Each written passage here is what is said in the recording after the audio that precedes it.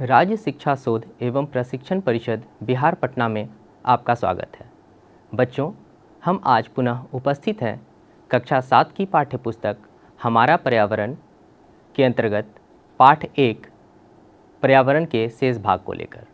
बच्चों, पिछली कक्षा में हमने पर्यावरण के घटक, उसकी महत्ता को समझा है। आज आगे बढ़ते हुए हम देखेंगे कि यह पर्यावरण जो हमारे लिए इतना महत्वपूर्ण रहा, हम उसके लिए किन किन समस्याओं को उत्पन्न कर रहे हैं। यानी कि हमारा आज का विषय होने वाला है पर्यावरणीय समस्याएं और उनका संरक्षण। तो आइए आगे चलते हैं और हम देखते हैं कि किन किन पर्यावरणीय समस्याओं से आज हम जूझ रहे हैं। सर्वप्रथम हमारा जो पहला समस्या हमें नज़र आता है वह है वायु प्रदूषण का। बच्चों, इससे पहले कि मैं इन समस्याओं के बारे में आपको बताऊं, मैं जानना चाहूँगा कि क्या आप प्रदूषण शब्द से इत्तेफाक रखते हैं? प्रदूषण किसे कहते हैं या आप प्रदूषण से क्या समझते हैं? बच्चों, प्रदूषण किसी भी तत्व में किसी अवांछनीय पदार्थ का मिलना प्रदूषण कहलाता है।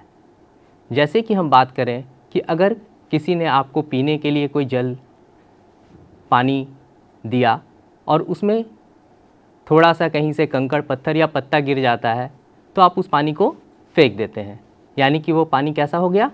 दूषित हो गया। यानी कि जब हम किसी पदार्थ में किसी भी वैसी वस्तु को मिला देते हैं जो कि उसके स्वाभाविक गुण को किसी न किसी रूप से प्रभावित करता है, वह प्रदूषण कहलाता है। वायु प्रदूषण भी इसी प्रकार का एक प्रदूषण है जो कि वाहनों और कल कारखानों से निकलने वाले धुओं से प्रभावित होता है। बच्चों, कल की कक्षा में हमने देखा कि वायुमंडल हमारे पर्यावरण का एक अभिन्न अंग है। हमारे चारों ओर के वातावरण में वायु का बहुत बड़ा महत्व है। वायुमंडल हमें पराबैंगनी किरणों से बचाता है और यही वायु हमारे लिए प्राणदायी ऑक्सीजन भी प्रदान करती है। आप सोचिए कि अगर इस वायु में हम अनवांछनीय पदार्थों को मिला देंगे तो ये वायु प्रदूषित हो जाएगी और हमें सांस लेने में भी दिक्कतें होंगी। बच्चों, कल कारखानों से निकलने वाला यह धुआं हमारे वातावरण में उपस्थित वायु को प्रभावित कर रहा है और हमें सांस लेने में दिक्कतों का सामना करना पड़ रहा है। हम विभिन्न प्रकार के बीमारियों से भी जूझ रहे हैं। हमारा दूसरा प्रदूषण है जल प्रदूषण। इसकी चर्चा मैंने की कि हम रोज़मर्रा की ज़िंदगी में जो पीने का पानी भी यूज़ करते हैं, अगर उसमें भी कोई पदार्थ मिल जाए तो वह गंदा हो जाता है। जल प्रदूषण का आज प्रमुख कारण कल कारखानों से निकलने वाला गंदा पानी, प्लास्टिक का कचरा आदि हैं। हम सभी भी देखते हैं कि अपने आसपास के छोटे मोटे तालाबों, झील, झरनों में लोग घर का कचरा भी फेंक कर आते हैं। मरे हुए जानवरों को भी कुछ लोग नदियों में, तालाबों में फेंक आते हैं।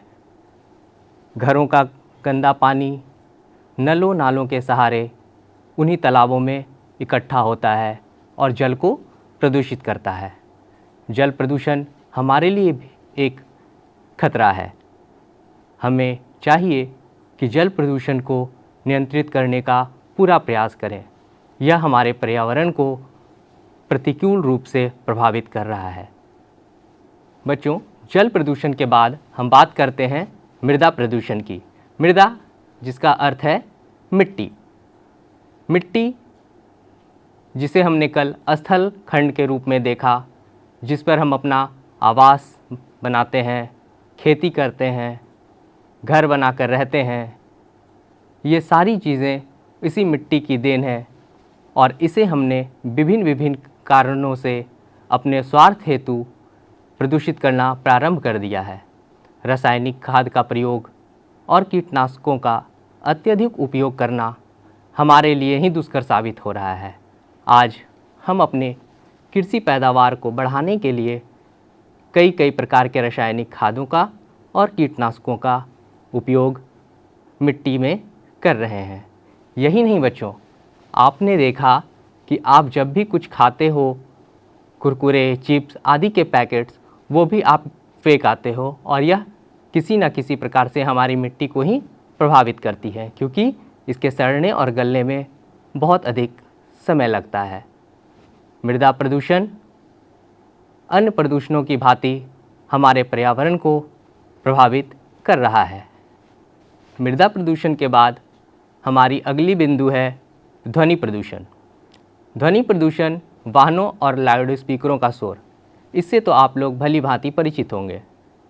आए दिन हमारे घर, परिवार, समाज में विभिन्न प्रकार के आयोजन होते रहते हैं और जिसमें हम लाउड स्पीकरों, डीजे आदि का पूरा प्रयोग करते हैं। बच्चों, थोड़ी देर के लिए तो इनकी आवाज़ें हमें उत्साहित करती हैं, परंतु इसके दुष्परिणाम बहुत ही दुष्कर हैं।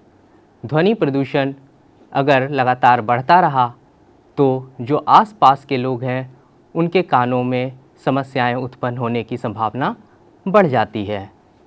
बच्चों, ये सभी प्रदूषण, चाहे वह वायु हो, जल हो, मृदा हो या ध्वनि, हमारे पर्यावरण को किसी न किसी रूप से प्रभावित कर रहे हैं। अगली बिंदु में हम देखेंगे कि वनों की कटाई भी हमारे पर्यावरण को बहुत ही बुरी तरह से प्रभावित कर रही हैं। वनों का कटना यह मानव की क्रिया का एक ऐसा अंग है जिसने उसे अपनी स्वयं की ज़िंदगी को बेहतर बनाने के लिए देख रखा है। बच्चों, खेती करने के लिए, भवनों के निर्माण के लिए या आधारभूत संरचनाओं के निर्माण के लिए हम वनों की अंधाधुंध कटाई कर रहे हैं। वैसे कई सारे क्षेत्र जहां भरपूर मात्रा में पेड़ पौधे हुआ करते थे, आज उन्हें काटकर बड़ी बड़ी इमारतें, सड़क, पुल पुलिये आदि बनाए जा रहे हैं।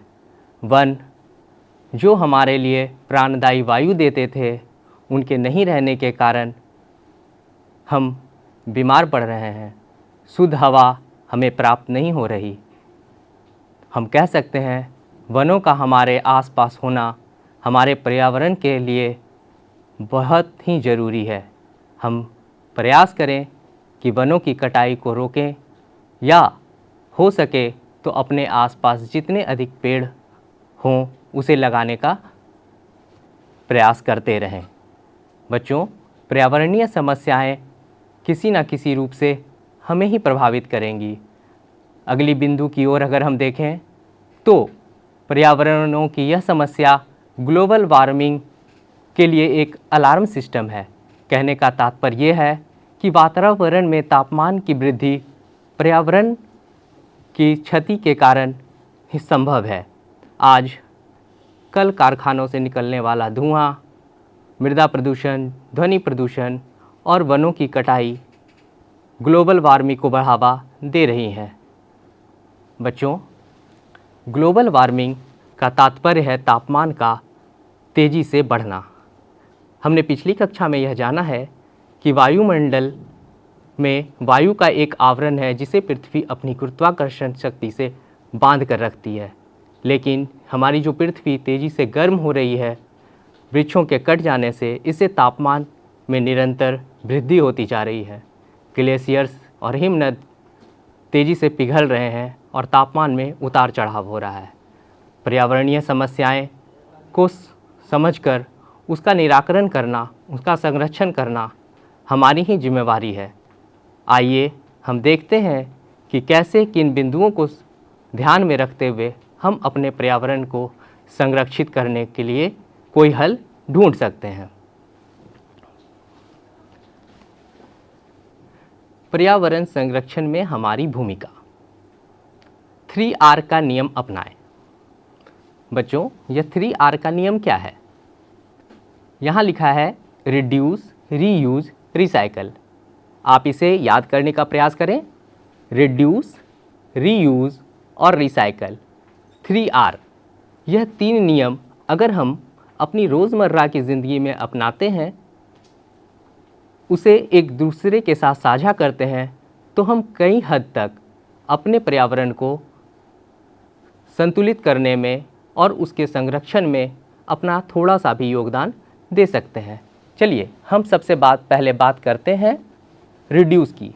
रिड्यूस का अर्थ होता है कम करना, कम से कम संसाधनों का उपयोग। यहाँ इसका तात्पर्य यह है कि हम संसाधनों का जितना कम उपयोग कर सकें वह हमारे पर्यावरण के लिए बेहतर होगा। आइए हम इसे एक उदाहरण के स्वरूप में समझते हैं। बच्चों, हमने देखा है कि जब हम लोग नहाने जाते हैं तो हम नल खोल देते हैं, बाल्टी में पानी भरकर गिरता रहता है। वह पानी हमारे लिए उपयोगी नहीं है, जो गिरकर बर्बाद हुआ जा रहा है। हमें यह चाहिए कि हम बाल्टी में पानी भरने के उपरांत नल को बंद कर दें, ताकि जितने पानी से हम नहा सकें हम उतना ही प्रयोग में लाएं। व्यर्थ पानी को बर्बाद करना हमारे लिए दुष्कर साबित हो रहा है। तो हम कोशिश करें कि हम अपनी उस पानी की बर्बादी को रोकने का प्रयास करें, पानी कम से कम बर्बाद करें। और यही प्रक्रिया हम नहाते समय, ब्रश करते समय, शौच करते समय अपना सकते हैं। हम कोशिश करें कि संसाधनों का उपयोग अपनी ज़रूरत के अनुसार ही करें। दूसरा आर है रीयूज़, यानी कि पुनः उपयोग करना। कुछ चीज़ें हम दोबारा इस्तेमाल में ला सकते हैं। बच्चों, क्या आप बता पाएंगे कि क्या ऐसी कोई चीज़ है जिसे आप बार बार प्रयोग कर सकते हैं, जो आपके लिए एक संसाधन है? मैं एक चीज़ बताता हूँ, वह है प्लास्टिक। प्लास्टिक की वो थैली जो हमें बाज़ारों में सब्जियों के साथ, दूध के पैकेट के साथ हमारे आस पड़ोस के दुकानदार हमें देते हैं। बच्चों, हम उस प्लास्टिक को पुनः उपयोग में ला सकते हैं। हम उस प्लास्टिक को दोबारा अपने जेब में रखकर बाज़ार जाएं और कोशिश करें कि उसी प्लास्टिक में से फिर से हम सब्जियों को और दूध की थैलियों को वापस बाज़ार से लेकर आएं। हमें हर छोटी छोटी चीज़ों पर ध्यान देना चाहिए कि किस संसाधन का और किसी वस्तु का हम पुनः उपयोग कर सकते हैं। तीसरे आर का अर्थ है रिसाइकल, यानी कि पुनर्चक्रण, यानी कि कचड़ों के चीज़ों से नई चीज़ों का निर्माण कर देना। यानी ऐसी वस्तुएं जो एक बार प्रयोग के बाद दोबारा प्रयोग में नहीं ला जा सकती, लेकिन हम अपनी सोच और समझ से उनका इस प्रकार इस्तेमाल करें कि हम कुछ नई चीज़ों का निर्माण कर सकें।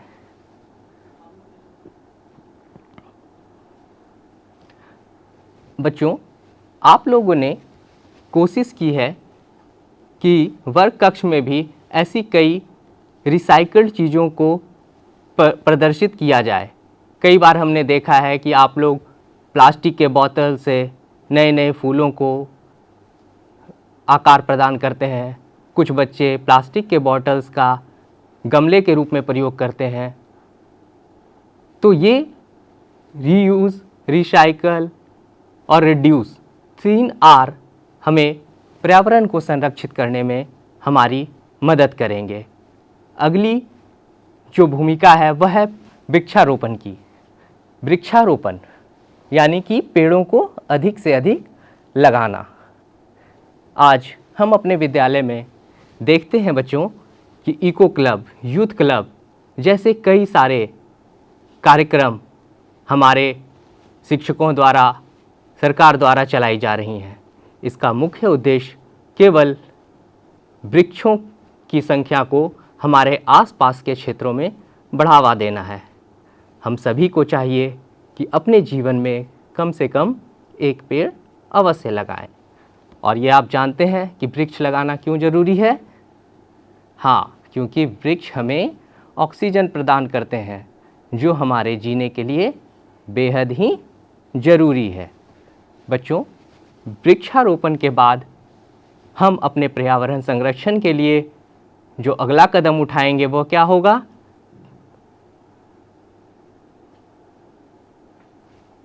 वृक्षारोपण के बाद हम जल संरक्षण की ओर भी ध्यान देंगे। हम वर्षा के जल का संचयन करेंगे।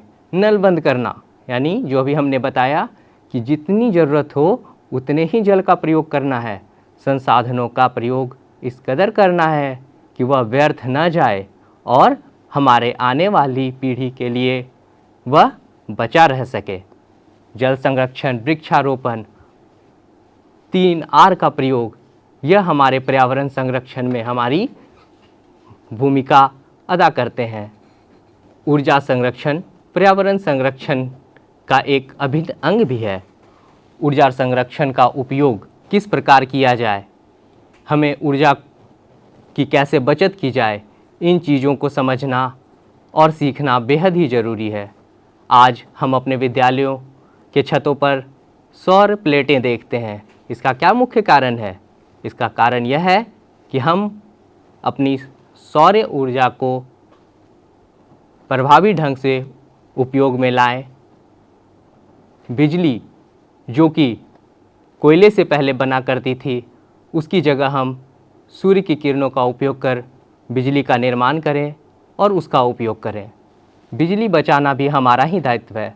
बच्चों, आप देखते हैं कभी कभी जब टिफ़िन होती है, लंच का टाइम होता है, आप लोग वर्ग कक्ष से खेलने कूदने के लिए निकल पड़ते हैं, लेकिन पंखे और बल्ब का स्विच बंद करना भूल जाते हैं। बच्चों, यह हमें अपने आदत में शुमार करना होगा कि हम जब भी घर से, वर्ग कक्ष से कहीं से बाहर निकलें तो बिजली को बचाने के लिए उनके स्विच को अवश्य बंद करें।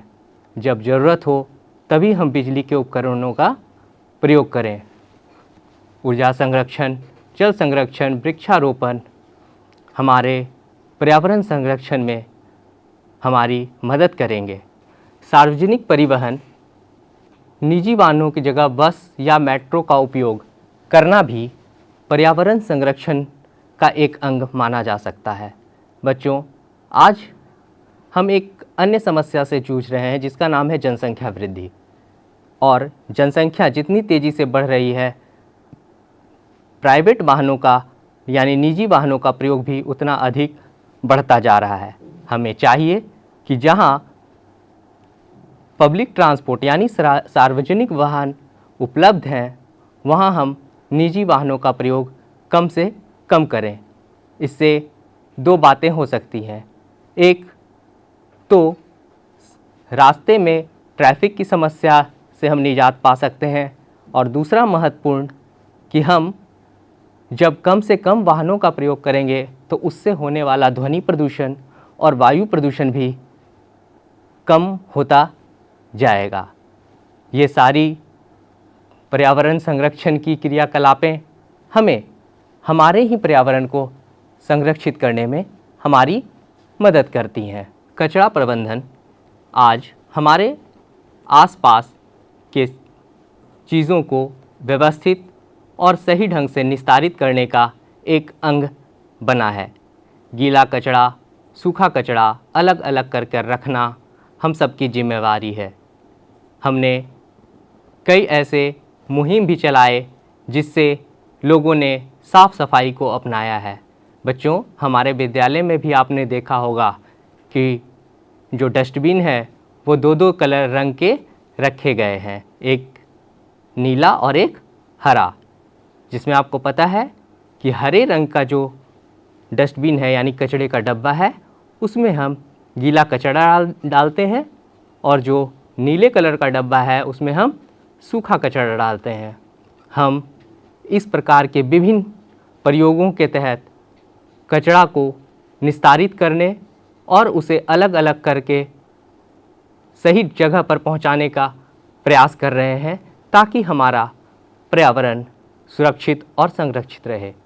कुल मिलाकर हम ये कहें कि हम अपने पर्यावरण के प्रति जागरूक हैं, और हमारा मकसद यह है कि हम जिस पर्यावरण में रह रहे हैं उसको संरक्षित करते हुए एक बेहतर भविष्य की कल्पना करते हुए, उसका आदर सम्मान करते हुए उसकी रक्षा करने के लिए प्रतिबद्ध हैं।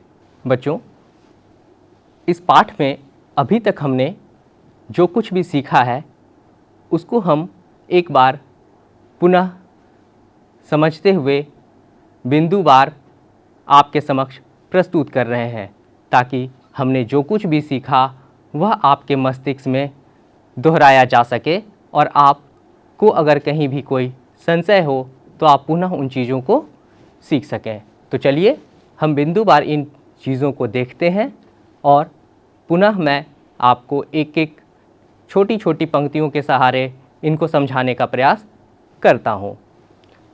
हमारा पहला बिंदु जो हमने कल की कक्षा से लेके आज तक सीखा है उसमें है पर्यावरण हमारे चारों ओर का सब कुछ है जो हमें प्रभावित करता है। अर्थात बच्चों, हमने बात की कि पर्यावरण क्या है, यानी हमारे चारों ओर हमने बात की थी कि एक जीवित जीव जंतु के चारों ओर जो कुछ भी है जिससे हम किसी न किसी रूप से प्रभावित हो रहे हैं वह क्या कहलाता है? पर्यावरण कहलाता है।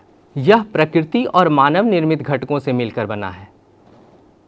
दूसरी बिंदु है कि हमारा जो पर्यावरण है वह केवल प्राकृतिक चीज़ों से ही नहीं बल्कि मानव निर्मित वस्तुओं से भी उसका निर्माण किया गया है। जैसे कि मैंने बताया था कि प्राकृतिक में जो घटक हैं उसमें झील, नदी, झरने, तालाब, और मानव निर्मित वस्तुओं में सड़कें, पुल, पुलिये, इमारत, यानी कि प्राकृतिक और मानव निर्मित दोनों घटकों से मिलकर कौन सा क्या बना है? हमारा पर्यावरण बना है। प्राकृतिक पर्यावरण के 4 प्रमुख घटक स्थल मंडल, जल मंडल, वायुमंडल और जीवमंडल।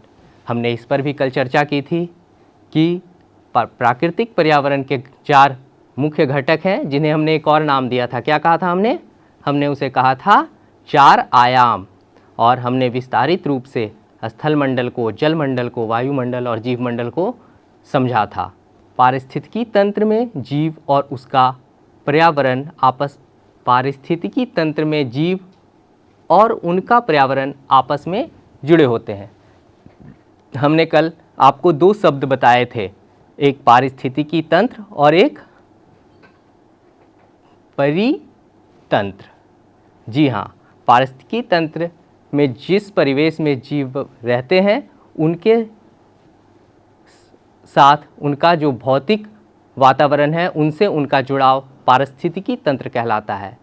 और दूसरा शब्द था परितंत्र, उसमें सभी जीव जंतु का आपस में जुड़ाव और उसके साथ साथ उसके भौतिक पर्यावरण का भी जुड़ाव शामिल होता है। मनुष्य पर्यावरण पर निर्भर है, उसके साथ अनुकूलन करता है और उसे संशोधित भी करता है। हमने बात करी थी कि मानव शुरू में जब जंगलों में निवास कर रहा था तो उसने अपने आप को प्रकृति के अनुकूल ढाल लिया था। जंगलों में रहना, कंदमूल खाना, गुफाओं में रहना, यह उसकी प्रकृति बन चुकी थी। लेकिन धीरे धीरे उसने स्वयं को संशोधित और संधारित करना भी प्रारंभ किया। उसने अस्थायी निवास के लिए घर बनाने शुरू किए, चलने के लिए पहियों का निर्माण किया। आग का आविष्कार उसके जीवन के लिए एक क्रांति साबित हुई। तो मनुष्य पर्यावरण पर निर्भर है और साथ साथ उनके संशोधन में भी सहायक है। पर्यावरण संरक्षण हम सबकी जिम्मेदारी।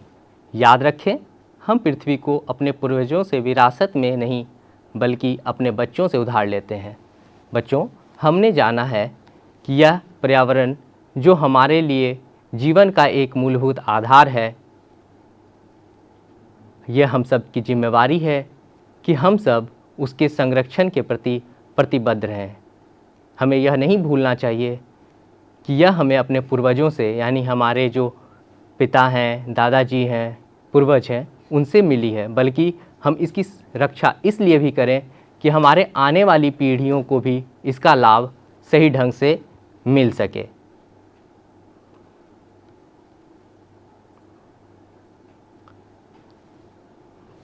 बच्चों, हमने यह देखा कि यह पाठ पर्यावरण और उसके घटक हमारे आसपास की ही चीज़ों से निर्मित हैं।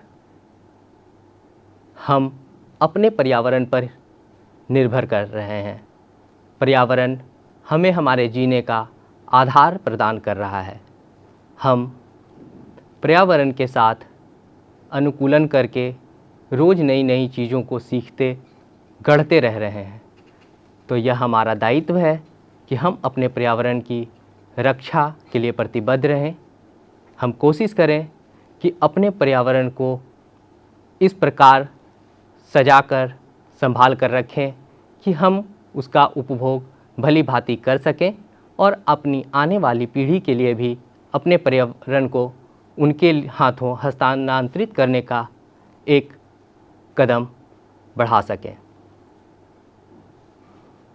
बच्चों, पाठ समाप्ति के बाद हम अपने अभ्यास प्रश्नों की ओर चलते हैं और इनके उत्तरों को देखते हैं।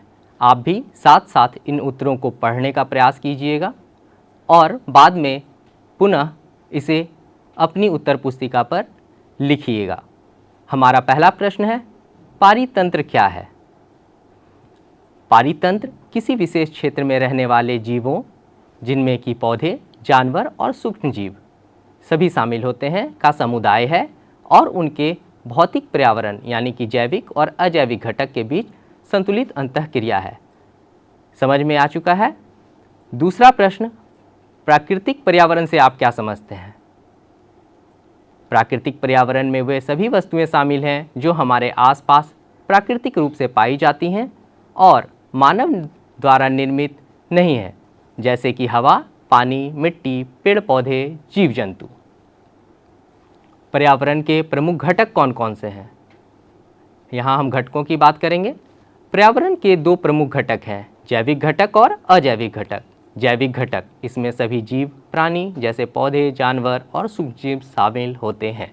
अजैविक घटक, इनमें निर्जीव तत्व जैसे वायु, जल, मिट्टी, तापमान और प्रकाश शामिल हैं। मानव निर्मित पर्यावरण के 4 उदाहरण दीजिए। ये तो आपके लिए बहुत ही आसान है। मानव निर्मित पर्यावरण के उदाहरण हैं सड़कें, भवन, पार्क और उद्योग धंधे। स्थल मंडल क्या है? पृथ्वी की ठोस परपटी या कठोर ऊपरी परत को हम स्थल मंडल कहते हैं। यह चट्टानों और खनिजों से बना होता है और मिट्टी की पतली परत से ढका होता है। जीवीय पर्यावरण के 2 प्रमुख घटक क्या क्या हैं? जीवीय पर्यावरण या जैविक घटक के 2 प्रमुख घटक पेड़ पौधे तथा जंतु उपभोक्ता हैं। जैव मंडल यानी संकीर्ण क्षेत्र की बात की जा रही है। जैव मंडल क्या है? जैव मंडल पृथ्वी का वह संकीर्ण क्षेत्र है जहाँ स्थल मंडल, जल मंडल और वायुमंडल मिलकर जीवन को संभव बनाते हैं। इसमें पृथ्वी पर मौजूद सभी जीवित चीज़ें शामिल हैं। सही उत्तर चिन्हित कीजिए। इसमें से कौन सा प्राकृतिक पारितंत्र नहीं है? आंसर ताल, बिल्कुल सही, क्योंकि मरुस्थल भी प्राकृतिक रूप में उपलब्ध है, वन भी प्राकृतिक है। अगला प्रश्न, इसमें से कौन सा मानवीय पर्यावरण का घटक नहीं है, यानी मानव निर्मित नहीं है? बताइए। बिल्कुल सही, स्थल रूप। स्थल खंड क्या है? प्राकृतिक पर्यावरण का उदाहरण है। इसमें से कौन सा मानव निर्मित पर्यावरण है? पहाड़, समुद्र, सड़क, जिसे मानव ने बनाया? हाँ, सड़क। इसमें से कौन सा पर्यावरण के लिए खतरा है? किसके बढ़ने से हमें खतरा उत्पन्न होता है? जनसंख्या। हमने इसकी भी चर्चा की थी कि जनसंख्या वृद्धि हमारे लिए दुष्परिणाम लेकर आ रहा है। चलिए, निम्नलिखित स्तंभों को मिलाकर सही जोड़े बनाइए। यह आपकी पाठ्य पुस्तक में है, हम यहाँ पर देखेंगे बस उसका सही सही मिलान। जैव मंडल को हम मिलाएंगे वह संकीर्ण क्षेत्र जहाँ स्थल, जल एवं वायु पारस्परिक क्रिया करते हैं। वायुमंडल का मिलान हम करेंगे पृथ्वी को घेरने वाली वायु की चादर। जलमंडल इसे मिलाया जाएगा जलीय क्षेत्र से। पृथ्वी के सभी जल निकाय। पर्यावरण, हमारे आसपास का क्षेत्र, वह सब कुछ जो हमें घेरे हुए है। अब हमें बताना है कुछ कारण। मानव अपने पर्यावरण में परिवर्तन करता है। क्यों हम अपने पर्यावरण में परिवर्तन कर रहे हैं? मानव अपनी आवश्यकताओं को पूरा करने और जीवन स्थितियों को बेहतर बनाने के लिए पर्यावरण में परिवर्तन करता है। वह भोजन, आश्रय, परिवहन और आर्थिक विकास के लिए प्राकृतिक संसाधनों का उपयोग करता है, जैसे कि खेती के लिए भूमि को साफ करना या घर, सड़कें और कारखाने बनाना। पौधे एवं जीव जंतु एक दूसरे पर आश्रित हैं। क्या कारण है? पौधे और जीव जंतु जीवित रहने के लिए एक दूसरे पर निर्भर हैं। पौधे प्रकाश संश्लेषण के माध्यम से ऑक्सीजन प्रदान करते हैं, जिसकी आवश्यकता जानवरों को सांस लेने के लिए होती है। बदले में जानवर कार्बन डाइऑक्साइड छोड़ते हैं, जिसका उपयोग पौधे प्रकाश संश्लेषण के लिए करते हैं। इसके अलावा पौधे भोजन और आश्रय प्रदान करते हैं, जबकि जानवर बीजों के फैलाव और परागण में मदद करते हैं। बच्चों, इस प्रकार हमने अपने पाठ पर्यावरण को पूरी तरह से देखा, समझा और सीखा है।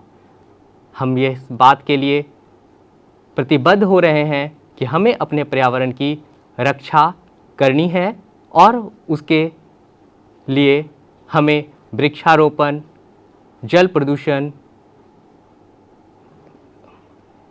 बच्चों, हमने अभी अपने इस पाठ को भली भांति सीखा और समझा है। हम प्रयास करेंगे कि अपने पर्यावरण की रक्षा करें और इसके लिए हमें वायु प्रदूषण, जल प्रदूषण, मृदा प्रदूषण को नियंत्रित करना है, वृक्षारोपण को बढ़ावा देना है और अपने आसपास के प्राकृतिक और मानव निर्मित संसाधनों का उपयोग 3R के फॉर्मूला को समझते हुए करना है। तो बच्चों, हम अपनी अगली कक्षा में फिर नए पाठ के साथ मिलेंगे। तब तक के लिए धन्यवाद।